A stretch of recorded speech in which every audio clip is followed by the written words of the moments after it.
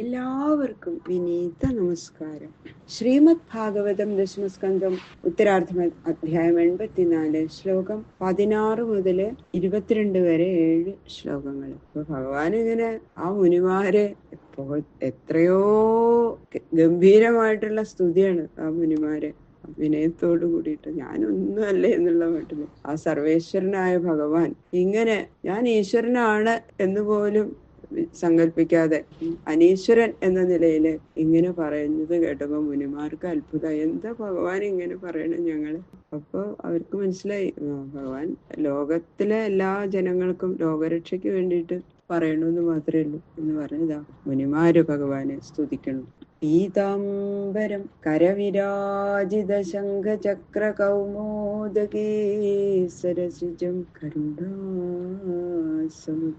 രാധാസഹായം അതിസുന്ദരമന്ദഹാസം പാതാലയേശമനിശം ഹൃദി ഭാവയാമി. ശ്രീ ഗുരുവായൂരപ്പ ശരണം. കഥാമയം ഭാഗവതാഭിധാനാം ഹരേ തനും ദേ ചരിതൈ സ്തുതിയൈ യഥാമതി ത്വൽപരിതോഷകാമസ്തൗമി പ്രസീദാച്യുത മാരുതേശ. ഗണപതയേ നമഃ. സംസരസ്വത്യൈ നമഃ. ഗുരുഭ്യോ നമഃ. ഓം നമോ ഭഗവതേ വാസുദേവായ.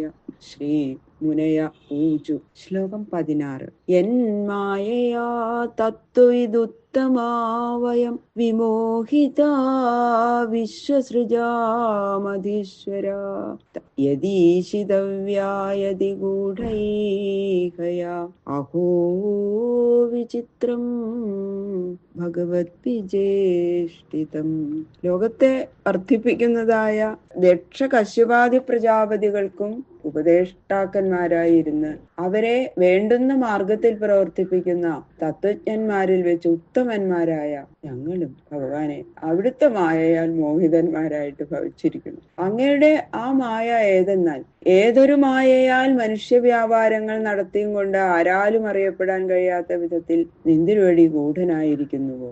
എന്തിനായിട്ട് ഇങ്ങനെ ഇരിക്കുന്നു എന്ന് ചോദിക്കുന്നതായാൽ അങ്ങയുടെ ആ വിചിത്ര വ്യാപാരം ആർക്കറിയാം? അത്ഭുതം എന്നേ പറയാനുള്ളൂ. നമുക്കൊന്നും മനസ്സിലാവില്ല ഭഗവാനെ അവിടുത്തെ മായ.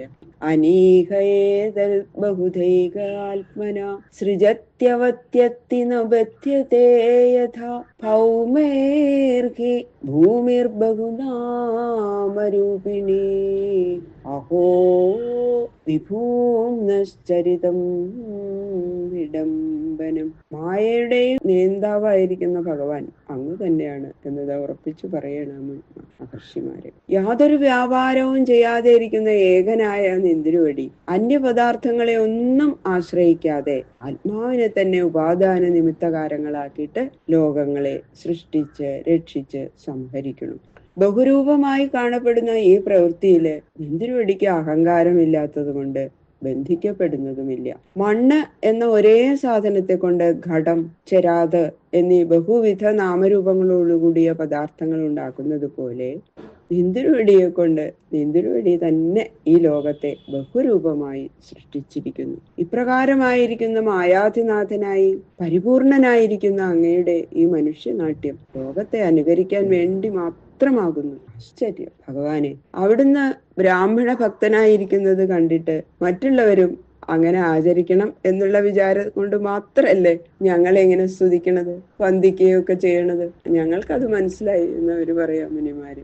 അഥാപി കാലേ സ്വജനാഭിഗുപ്തയേ ബിഭർഷി സത്വം ഖലനിഗ്രഹായ ച സ്വലീലയാ വേദപഥം സനാതനം വർണ്ണാശ്രമാത്മാ പുരുഷപരോ ഭവാൻ.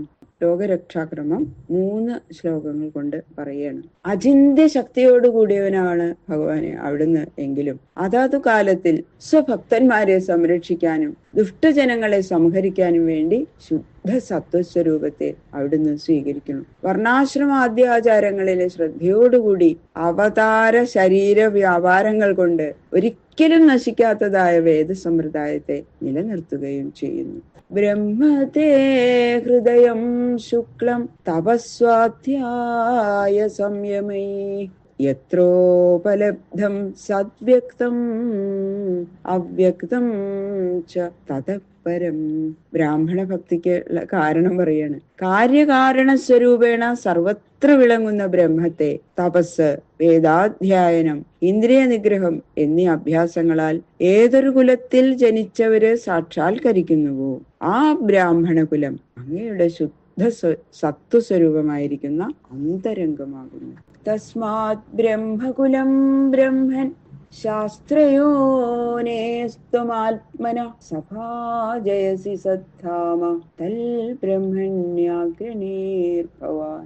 സർവകാരണമായിരിക്കുന്ന സദ്വസ്തുവായ നിന്തിരുവടിയെ അറിയിക്കുന്ന പ്രമാണം വേദമാകുന്നു. വേദം ബ്രാഹ്മണരിലിരിക്കുന്നു. അതുകൊണ്ട് അങ്ങയുടെ ഉപലബ്ധി സ്ഥാനമായിരിക്കുന്ന ബ്രഹ്മകുലത്തെ അവിടുന്ന് പൂജിക്കുന്നു.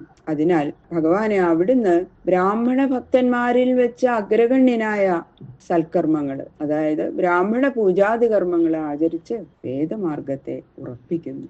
അത്യനോ ജന്മസാഫല്യം വിദ്യായാ തപസോ ദൃശ ത്വയാ സംഗമ്യ സദ്ഗത്യ യദന്ത ശ്രേയസാം പര.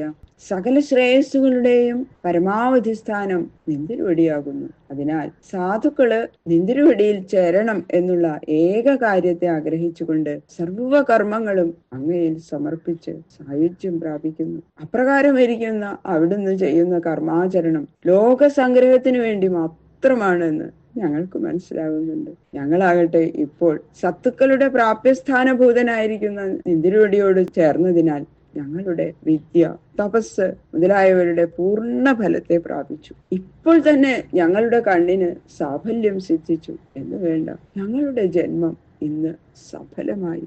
നമസ്തസ്മൈ ഭഗവതേ കൃഷ്ണായ കുണ്ഡമേധസേ സ്വയോഗമായയാ ഛന്നമഹിംനേ പരമാത്മനേ. യോഗമായ പ്രഭാവത്താൽ മറയ്ക്കപ്പെട്ട മഹിമാവോടുകൂടിയും സർവത്ര പരിപൂർണനായും സർവവും അറിഞ്ഞും വീര്യാദികളായ 6 ഗുണങ്ങൾ തികഞ്ഞും ആനന്ദഘനനായും ഇരിക്കുന്ന പരമാത്മാവായ അങ്ങേക്കായിക്കൊണ്ട് നമസ്കാരം നമസ്കാരം എന്ന് പറയുന്നു മുനിമാര്. ബാക്കിയുള്ള ശ്ലോകങ്ങള് നാളെ നോക്കാം. സർവത്ര ഗോവിന്ദനാമ സങ്കീർത്തനം. ഗോവിന്ദ ഗോവിന്ദ ഗോവിന്ദ.